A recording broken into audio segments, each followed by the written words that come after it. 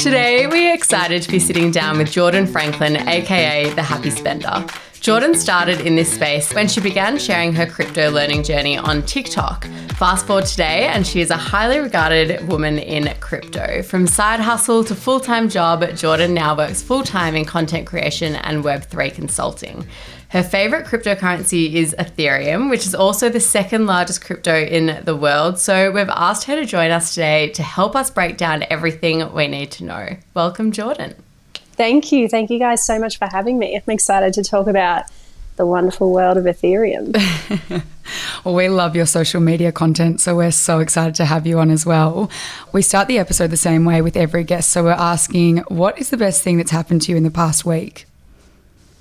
The best thing that's happened to me in the past week is I recently joined a new gym, and I definitely have to go to the gym like frequently. It's so good for my mental health, and it creates so much structure in my days, especially now that I'm not working a full-time job. So I go bright and early. I'm up at 6. I go, and I was going by myself, which is fine, but I feel like we all know that going with a gym buddy, it's almost a more enjoyable experience to have someone there that and that you can, partner with and whatever. So the best thing that's happened to me in the past week is that I found a new gym buddy, and I love it. And I know that's probably an unusual thing, best thing to happen to you in the past week. But I love working out with other people and being amongst other people. And so I'm really, really enjoying that part of my schedule at the moment, and doing it with, new people is always fun. I love it. It definitely helps me to get out of bed in the morning if I know that I am meeting someone at the gym. Jordan, if you could have dinner with anyone, who would it be and why? Right now, I would love to have dinner with Katie Horn. She's the reason I got into cryptocurrency early last year in 2021. She was formerly a US federal prosecutor, and she played a hand in charging criminals involved in money laundering on the Bitcoin blockchain. And in that process became so interested in blockchain technology that she decided to leave her career as a lawyer altogether and pursue a career in the Web3 space. And she's had a lot of success and recently raised $1.5 billion for a new venture capital firm. Oh. So a lot of money. Yeah, absolutely. And I think that, hearing Katie talk about cryptocurrency, as a female, someone with a non-technical background and in very simple terms, that was very easy to relate to and to resonate with. So I'd love to have dinner with her and pick her brain. And she also just seems like a lovely human. She's got a few podcast interviews floating around if anyone wants to listen to them. We'll definitely look them up and link them for the community. And if you could be a stock or company, who would you be and why? That is a great question. I have definitely, my head's been a lot more in the crypto game over this sort of stock game more recently, but I'm trying to think about what I currently own at the moment. I think that one thing that I'm really admiring at the moment is the whole push towards investing in more ethical companies. So I think, perhaps aspirational, but I would love to think of myself as, kind of a something that people are taking the time to research and invest in to better their own knowledge about what's happening in the world. And obviously that leads to better investment decisions, just like how more education in the cryptocurrency space should lead to better investment decisions. We really should have changed that for you to say if you could be a stock company or crypto. I know. Would have been much more appropriate. I hadn't really given that question too much thought, which is probably obvious. But yeah, it's tricky. Well, Jordan, I'm keen to get into it then, because you did say when you were, I think, chatting actually to our friends over at Crypto Curious, which is another Equity Mates podcast, that your favourite cryptocurrency is Ethereum. So keen to get a quick rundown to start off with. What is Ethereum and how does it work? So Ethereum is a smart contract blockchain. So Good words, okay. good jargon. Let's break it down. Let's break it down. So basically quick recap of the blockchain. A blockchain is just a place where we store data. And the way that we store data is, you take the information or a transaction that's made on a blockchain and you organize it into a block, and then those blocks are chained together to form the blockchain. And there are a few special features of the blockchain that make it really unique, and that is that it's decentralized, it's immutable, it's transparent, meaning that once the information is stored, it can't be changed, anyone can see it, and it is a completely secure way of transacting. So we take the idea of the blockchain, which is just a ledger where information lives, and then we're combining it with a smart contract or smart contract capability. The easiest way to think about a smart contract is using that sort of infamous analogy of the vending machine. You put $5 in, you click a button, and then that vending machine is programmed to deliver whatever you have clicked the button for. So like a can of Coke or whatever it is. So a vending machine is a very simple version of a smart contract. You are telling it to do X and it does Y. So a smart contract is really just an agreement where conditions have to be met in order for that agreement to be executed. So when we think about a smart contract blockchain, it's a place where we can transact in a way that is extremely, secure and transparent. When you transact using smart contract capability, you know that if this happens, if X happens, then Y happens, and you can trust that the blockchain is going to facilitate that transaction for you. So in simple terms, Ethereum is used to transact, to make purchases, to play games, to do a whole bunch of things. The Ethereum ecosystem is huge. For example, right now you would use, if you want to buy a certain cryptocurrency, say for example you want to buy Bitcoin, you would download a cryptocurrency exchange app, say like SwiftX or CoinSpot, and you would buy cryptocurrency on the exchange platform. Whereas in the Ethereum network, you might be able to, you can buy different cryptocurrencies and exchange different cryptocurrencies on decentralized or in decentralized finance, where instead of having to rely on the middleman, that is SwiftX or CoinSpot, you are instead facilitating that transaction using smart contract capability. So smart contracts really just replace the role of a person that you have to trust to make that transaction with a smart contract, because you know that by, reading what the smart contract is programmed to do, it's going to make sure that your transaction is executed, basically. So smart contracts, like I said, really just replace the role of a person with a program. So I guess the idea behind all of this seems a little bit, not wild, but it obviously just brings in a completely different element to transactions.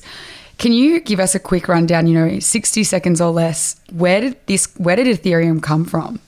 Great question. So Ethereum basically came from smart contracts were developed by a computer scientist and lawyer named Nick Szabo. And he used that infamous vending machine analogy to describe what a smart contract was intended to do. And we use smart contracts every day now.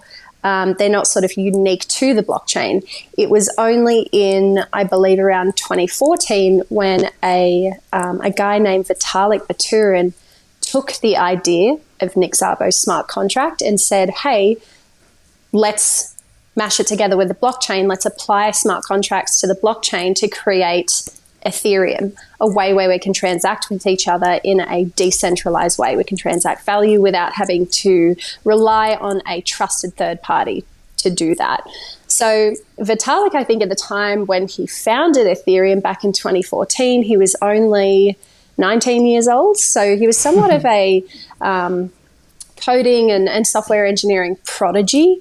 And he worked with a team of people to develop Ethereum, which is now worth, obviously, a lot of money. And he is, I believe, my age now. I think he's 27, and he is still very much involved in Ethereum's development, and he's probably one of the best examples of founders in the crypto space that actually invest a lot of time into educating people about what blockchains are, what cryptocurrency is, and helping people to understand that sort of Web3 world.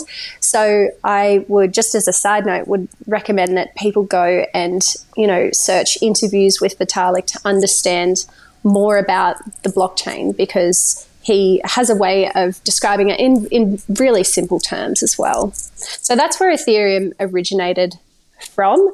But obviously Ethereum has really popped in the last sort of few years. I mean, one with the 2017 bull run, which was quite big in the cryptocurrency markets, where there was a lot of euphoria in the market and excitement about Ethereum, especially, as the very first sort of round of NFTs really popped on Ethereum around 2017, to now where it's, the second biggest cryptocurrency in the world. But it's important to note that Ethereum is also different to the Bitcoin blockchain as well. They serve different purposes. We're going to talk a little bit later in the episode about the differences between Bitcoin and Ethereum, and also touch on the price, because I think that is pretty relevant, especially at the moment. But before we get there, I'm interested to understand, what is Ether, and is it different from Ethereum? So when I'm actually investing in this crypto.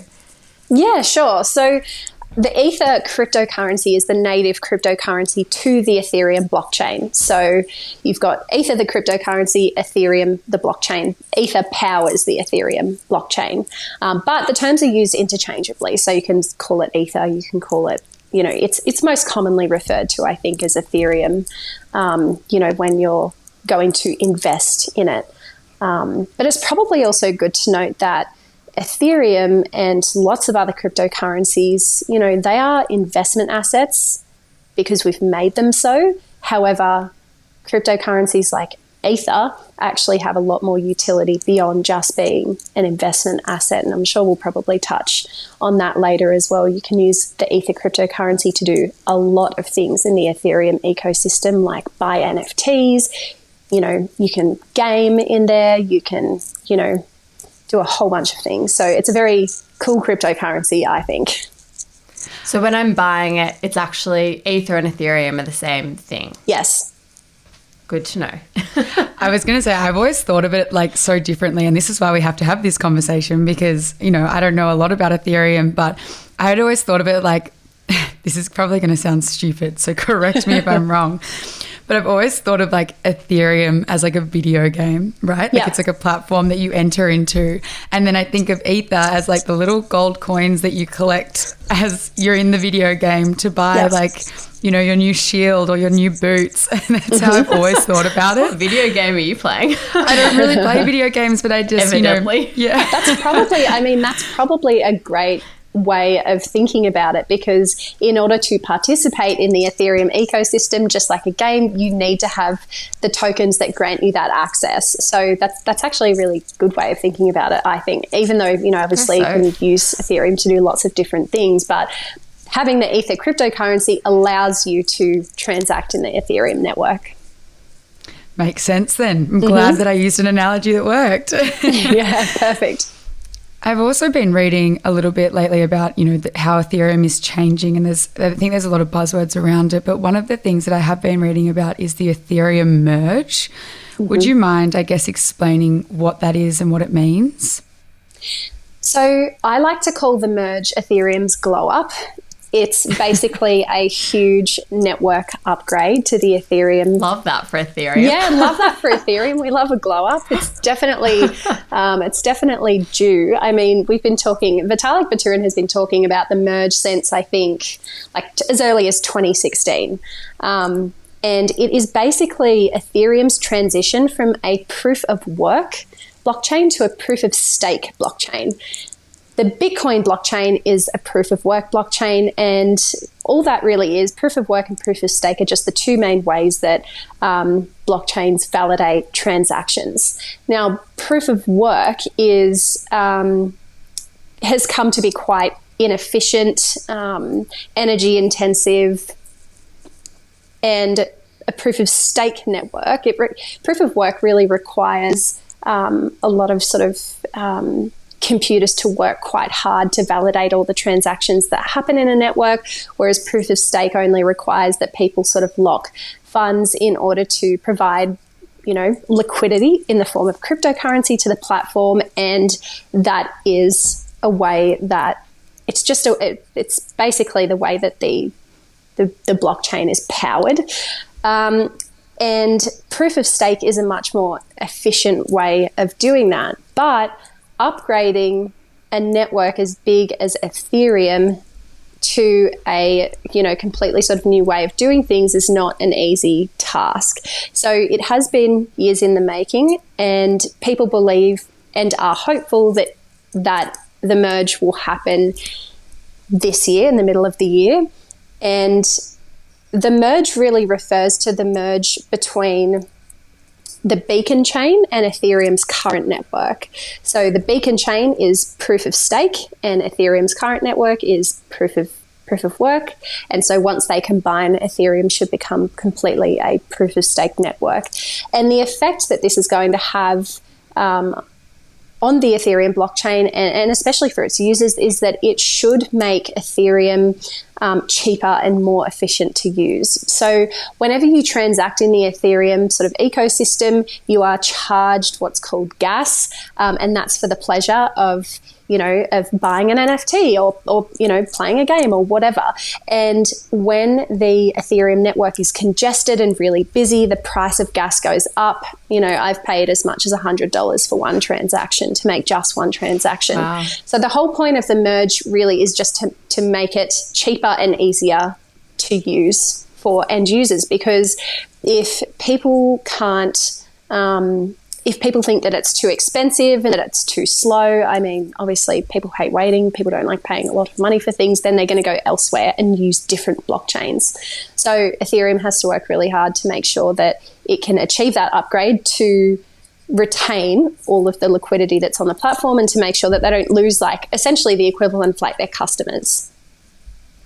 And when you say you pay the gas fees, because I've heard that term a lot, especially in the NFT space, where do those fees go to? Is it the platform that you're buying an NFT off or transacting with? Yeah, that's a great question. So those fees are actually the rewards that are given to the validators in the network. So blockchains are decentralized. Ethereum is decentralized.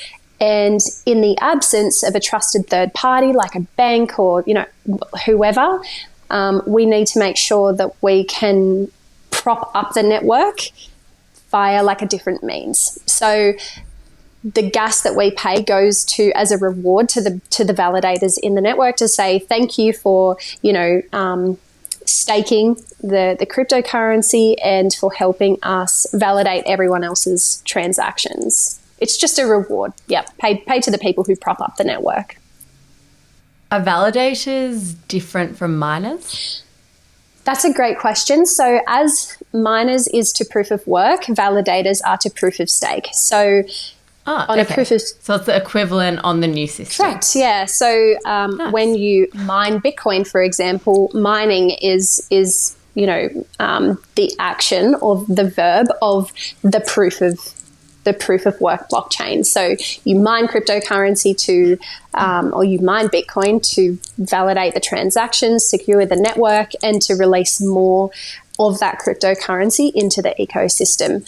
When you validators stake cryptocurrency to essentially do the same thing in a much more efficient way. So proof of stake has stakers, validators, and proof of work has miners. And if you would like a recap all about Bitcoin mining, we have done a 3-part series on that. So recommend you head back and listen to that one. So I think in obviously our previous episode with Bitcoin, we've spoken about its use cases. And I guess for a lot of it, people have been saying that you can transact with it like a currency or it's a bit of a store of wealth.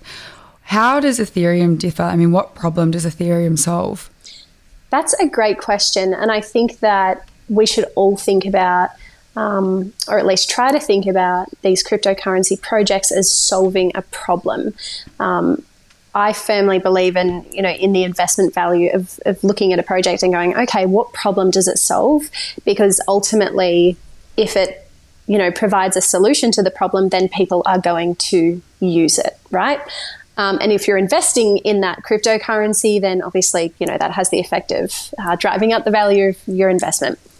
But there are lots of use cases for Ethereum. I think the most important point here to make is that anyone can build on Ethereum. Ethereum is kind of like this, it has the infrastructure. So it has the smart contract capability, whatnot, and programmers can go onto Ethereum and build decentralized applications and a whole ton of things for people to use. And really, you can use Ethereum for anything. It's like a general purpose blockchain. So when we think about the use cases for Ethereum, there's a lot of, I guess, real world things that we can take and go, okay, you could use the Ethereum blockchain or something similar to the Ethereum blockchain to achieve the same thing. So you might look at, for example, supply chain management and go, okay, well, let's take fast fashion as the example, right? And this might be, I'm just sort of talking about blockchain in general, but essentially, Ethereum, this is something that a version of Ethereum could do. Right now, we know that fast fashion is a really big problem, but it's the fast fashion market is saturated. It's also in extremely high demand. And in the first world, we have the privilege of turning a blind eye to the origins of a piece of clothing. We sort of don't really... There's no way for us to really look into a piece of clothing and go, where was that manufactured, on what date, by who, where, whatnot. So I think that using something with smart contract capability or with just blockchain or the transparency that is afforded to us by the blockchain. So I think if you take a concept like that and say, okay, well, we're going to register, we're going to take this piece of clothing and we're going to record every single piece of data about that piece of clothing on the blockchain so that you can trace the origins of where that came from and all the information about it. So once it arrives, you could look at a serial number, say you could then search it on Google or whatever, and you could see made 2 days ago or made here by this person, by this manufacturing company. And then you could go, oh, well, does this manufacturing company have ethical practices and standards? Do they, endorse child labor? So by taking something like fast fashion and putting it on the blockchain, we can actually see, that there's a lot more awareness about, where our clothing is coming from. And you could look at, say, the food industry in a similar way. There have been cases where people think that they're ordering a beautiful sort of sirloin of steak and then they end up eating horse meat. But in the, if you take supply chain management, put it on the blockchain, you can see exactly the origins of that piece of meat, what farm it came from, again, what practices that farmer has to raise their livestock. So it has an enormous amount of utility. In terms of Ethereum and its use cases, I would encourage anyone to go to ethereum.org and just have a little look around the website, because they do an incredibly good job of kind of describing and breaking down what you can use Ethereum for. I personally use it a lot to buy NFTs. I use it to trade. There's a whole bunch of things that you can do on Ethereum, and I think that capability is only growing as well. I think that just sounds so interesting, and it's like you've used 2 really clear examples there of how Ethereum could make the world a better place. A little bit of a teaser, we are going to have Jordan back next week to discuss all things NFTs. So if you are wanting to learn more about that, make sure you keep your eye out for that. But Jordan, I'm keen to get your thoughts. As a retail investor myself, one of the ways that I can get exposure to the crypto space is through companies that are using the technology. Do you know of any companies currently using Ethereum to, I guess, improve their businesses do you know of any companies at the moment that are using Ethereum to improve their business, and what are they actually using it for? I don't know of any companies that are using Ethereum to improve their business processes per se, because Ethereum wasn't really built to do that. It wasn't built as a product for private businesses to then use to like improve the way they do things. Ethereum was built as a standalone network to eliminate businesses from facilitating transactions. So that's quite a difficult mental shift to make, I think, seeing as we are so used to relying on businesses to do things for us, whereas Ethereum takes away that, our reliability and need to trust people to do certain things. But there are examples of businesses that are using private versions of, or versions of the Ethereum blockchain to improve their business models and business types. So I think there's enormous potential for businesses to use blockchain technology to improve what they do, especially in, say, e-commerce, like we said, supply chain management, that sort of thing. Even its use for health and medical records. However, I would say that just because blockchain is sort of the hot new technology doesn't mean it needs to be used for absolutely everything either.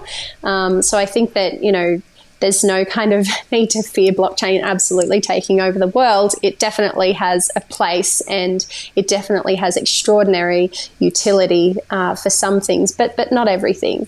And I think it's really important to note that the Ethereum blockchain was really developed not as a product for businesses, but for individuals to transact in a way that is peer-to-peer and, like I said before, without having to rely on a business. So making that separation in your own mind is important, but that's definitely not to say that businesses are exploring the power of blockchain technology to better what they're doing.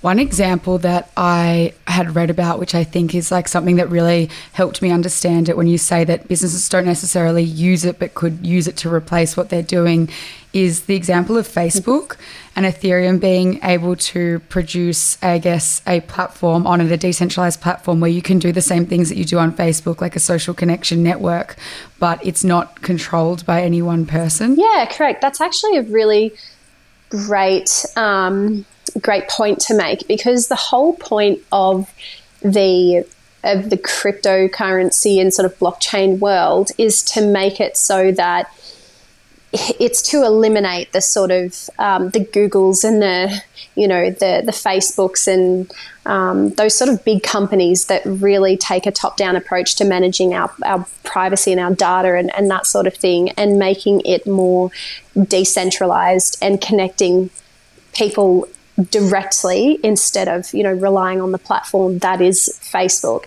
It's been interesting to see the evolution of, I guess, Facebook and the sort of new developments that are happening in that space, and whether or not Facebook will successfully transition to what it aspires to do with Meta and everything like that. I think it's pretty obvious that Mark Zuckerberg is quite bullish on the developments that are happening in this space, and the most recent example of that is his incorporation of NFTs into Instagram, which I think is up and running, but we may see shortly. So yeah, there are definitely ways for these companies to explore the use of Ethereum and other blockchains to improve what they do. But ultimately, like I said before, these blockchains were really developed to replace that entire structure, that kind of dominance that the Facebooks and the Instagrams and the Googles and whatnot have over our privacy and our data. And I think that's sort of an important distinction to make. It's an interesting dichotomy that they're built to replace your companies like Facebook, and then you've got Zuckerberg embracing it so much so that he can control I don't know what's going on there. Yeah, exactly. But, one thing that I really learnt about the cryptocurrency space and the blockchain space is that, there's a very strong sense in that community for blockchain and crypto to develop a new world that is standalone to the world that we're used to. And again, really, really difficult sort of mental transition to make. And it's kind of weird to think, well, we wouldn't rely on a bank to, host our savings. We'd rely on like ourselves, and, we would have complete custody of our own cryptocurrency wallet and whatnot. And we'd transact on a blockchain that doesn't have a customer service line. If something does go wrong, then, definitely there's no customer service line to call, and that has happened to me before. But, I think as the space evolves, and people become more comfortable with using it and with transacting in that way, then, hopefully we'll see an improve. Well, I think that brings us very nicely to discuss some of the key risks of Ethereum. And I guess I'm particularly interested to know whether there are any particular downsides which we should be considering that could mean it could actually become sort of a less popular platform. Yeah, absolutely. I mean, Ethereum has this enormous first mover advantage. It's the second blockchain developed after the Bitcoin blockchain, minus all the sort of version 2s of the Bitcoin blockchain that were developed, but it's the first of its kind in terms of being a smart contract blockchain. So, I mean, Ethereum is a new and emerging technology, just like this whole space is. It's new, it's emerging. Naturally, there are going to be risks. And I think that the risks that, we would want to most care about are really the ones that affect us as the users of the, Ethereum platform. So the risk of expense, like we spoke about before, it can be quite expensive to transact on Ethereum, and the risk of it being quite slow. And also there's a big risk of, even projects that are built on the Ethereum network, there is a risk that they might rug pull. And I'm not sure if you've heard that term before, but a rug pull is basically when, a team sets up a project, they bring investors in, and then they kind of run away with all the money. And unfortunately, because of the lack of regulation in the space, that is completely legal. And it does result in people losing their cryptocurrency funds. Also, it's the same as scams as well. I almost fell for a scammer the other day and lost about $3,000 worth of NFTs in crypto. Luckily, I didn't, but the space is, still, unfortunately, there are scammers in the space. And because of the lack of education and knowledge we have about how to transact on Ethereum, it's difficult to know what's a scam, what's not. You kind of just, it's through sort of this trial and error and spending time in the Ethereum network to sort of discern, what is legitimate versus what appears to be legitimate. So I think that, there are a few risks, obviously, as well with, if you're looking at Ethereum from the view of being an investment asset, then the value of that investment really depends on how many other people are investing in it too, right? So, if people aren't using the Ethereum network, and if developers especially aren't building in the Ethereum ecosystem, and, the sort of Ether cryptocurrency loses utility and, people don't want to use it anymore, then obviously that's going to drive the investment value of Ethereum down. One sort of indicator that I find really useful is, like I said before, are software developers using Ethereum to develop on it? That is a really important thing that I have learned. And where will those software developers go? Where else will they go to build things if they think that Ethereum is too slow or expensive to use? Because ultimately that's going to affect us as the investor or the user of the Ethereum network. So there is a risk that, there are other competitors in the space that are kind of trying to rival what Ethereum is doing, and they are doing it somewhat successfully, just not to the same scale yet. But because this space is so new, anything could happen. Anyone could take over, any other blockchain could take over Ethereum if they're doing the right things. So So I have to ask, because you said one of the key risks is obviously the value of Ethereum, and if we're using it as an investment asset, what that value is. At the moment, we are seeing a large drop in a lot of the cryptocurrencies, and that's obviously to their nature that they're quite volatile. But is it because people aren't, using it, there's developers not using it as a platform, or what are the kind of main reasons that we're seeing at the moment for the drop? Yeah, that's a really great question. I think that there are a lot of things that are contributing to the kind of drop or the downward spiral of the cryptocurrency right now. And unfortunately, these factors are not to do with how good Ethereum is or, people's belief in cryptocurrency. It's actually to do with a whole bunch of external factors. You've got the Fed just announced that inflation is at 8.3%. We've got war in the Ukraine, pressure on global supply chains, threat of regulation, that absolute disaster that happened with Terra's Luna cryptocurrency this week that wiped almost a quarter of that $1 trillion that was lost in the cryptocurrency market with that downward spiral. So, there are a lot of other factors at play as well. The cryptocurrency market is closely correlated to the stock market, and stocks are also down. So when stocks go down, crypto is also going down as well. Cryptocurrency is a little bit like a toddler trying to walk, and it's constantly being pushed over by all these external factors that are beyond its control. So I think when people see cryptocurrency go down, they think, oh, cryptocurrency is crap, it's not worth anything, blah, blah, blah. But actually, when you step back and take a step back and look at the broader picture, there are a lot of macroeconomic factors that are at play that are affecting the movement of the markets as well.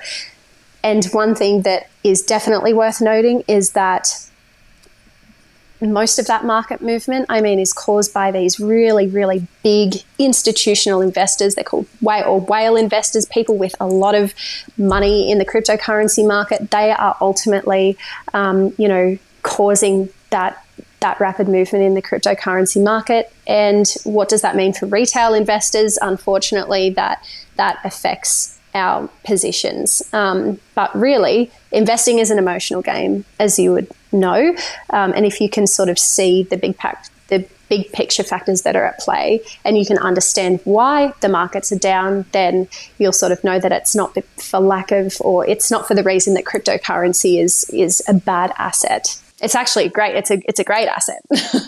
It's so interesting because I feel like for a long while there, people were really telling this narrative that crypto was kind of like a diversification tool from the stock market and that it wouldn't really move with the stock market. And yet over the last few months, that's really what we've seen happen. That's a great point, Maddie. I think a lot of people were hopeful that cryptocurrency would be an inflation hedge. So, they thought, great, when everything goes to crap in the economy and when the fiat currency system is down, everyone's going to throw their money into cryptocurrency and it's going to be this safe haven and, whatever. And that's not happened. And that exactly right. That hasn't happened. And, cryptocurrency hasn't had the chance yet, I don't think, to prove itself as an inflation hedge. We're really just at the start of what could be a very few painful years for the market. And whether or not cryptocurrency will kind of decouple from the stock market and stand alone as its own kind of, real asset class that people are going to invest their money into is yet to be seen.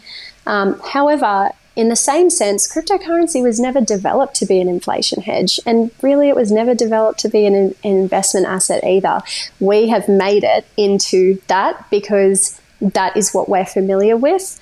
And obviously the more money that people have made out of investing in crypto, the more it's become an asset to invest in. But really, cryptocurrency was firstly designed as an alternative altogether to the fiat currency system, and other cryptocurrencies serve more of a purpose in that, in terms of being able to transact on the blockchain. So it's interesting how we kind of take this thing that was meant to be, that was designed to provide an alternative, and we've gone, well, it should work in our current system, and how can we make it work in our current system, and it should be able to do this. But that's not actually the case, and it'll be interesting to see what way it goes.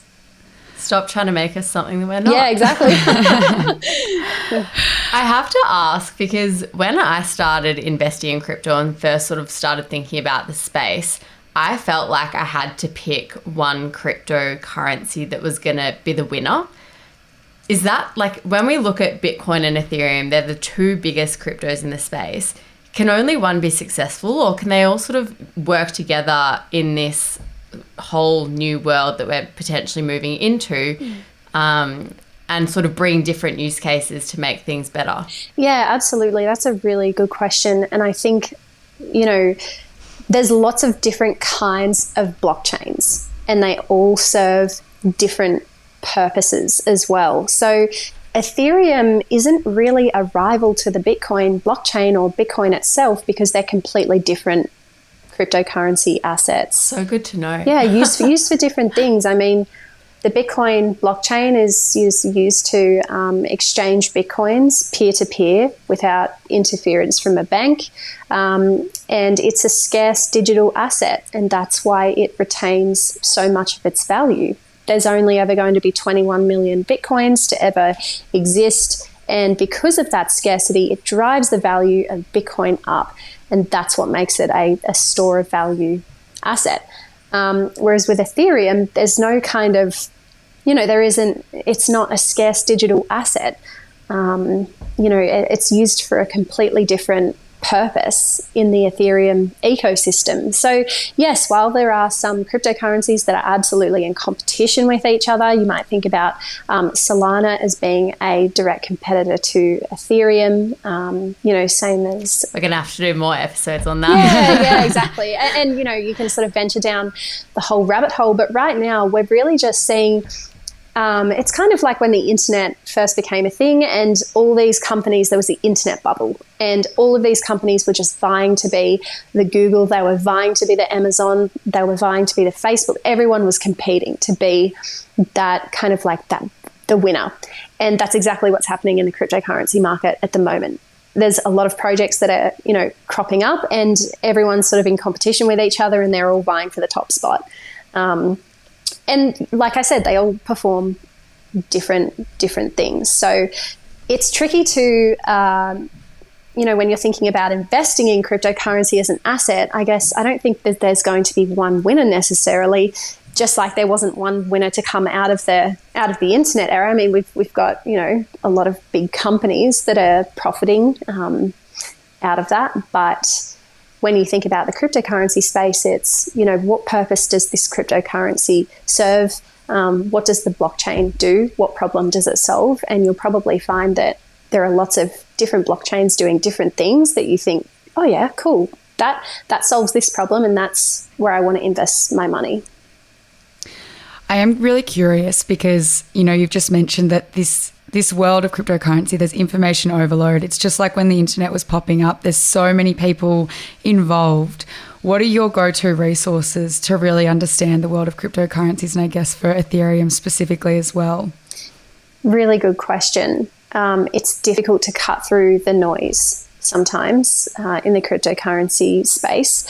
And it's taken me a long time to really hone the voices that I trust the most.